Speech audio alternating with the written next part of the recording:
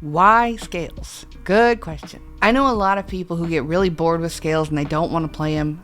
I totally get it. I teach scales religiously. There are just 2 reasons why. I'm going to actually look up the exact quote.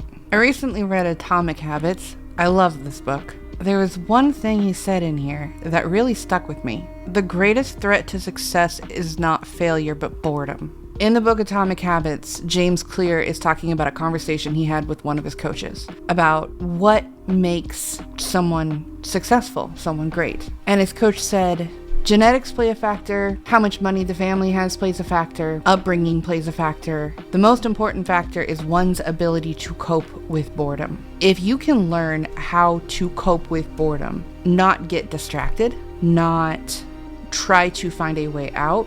I don't know how many times I've been practicing anything and got bored and scrolled through my phone, or there was a random question that popped in my head and so I had to stop what I was doing and divert to go look it up and look for the answer. How many times I've quit or got frustrated because I got bored. If you don't know how to cope with boredom and doing the same thing over and over and over again, you're not going to learn how to play a sonata. You're not going to spend your time messaging bookers for different venues 7 times each for 3 months just to get 1 gig. No matter what you do, if you cannot cope with the boredom of those tiny tasks, you will not succeed.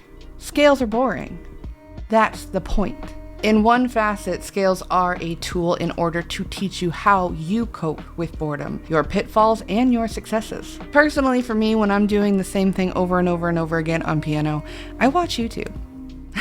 Because my brain does not need to be involved.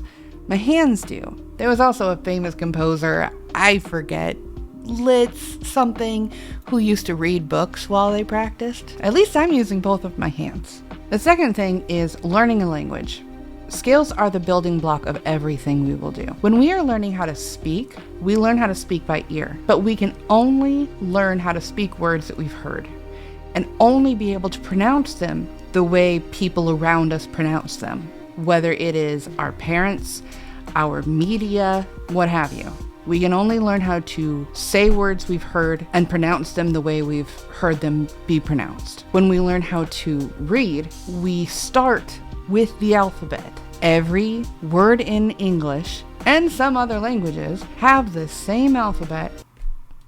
However,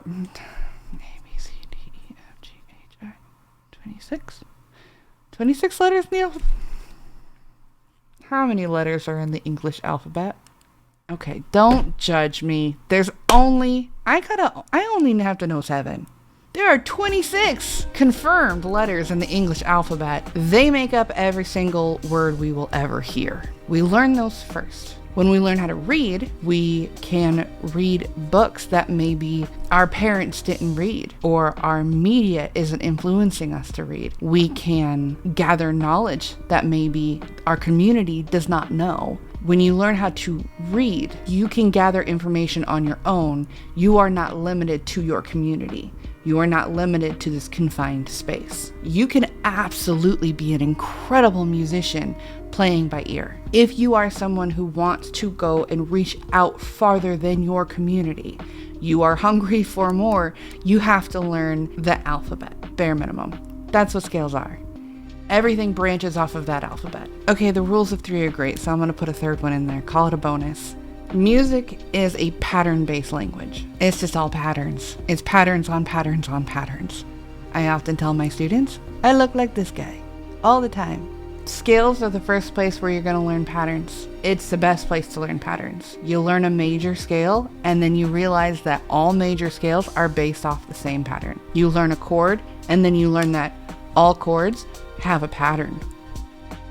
When you start being able to recognize those patterns, learning anything that has to do with reading music gets so much easier. So yeah, I'm going to be one of those teachers who forces you to learn scales. Sorry.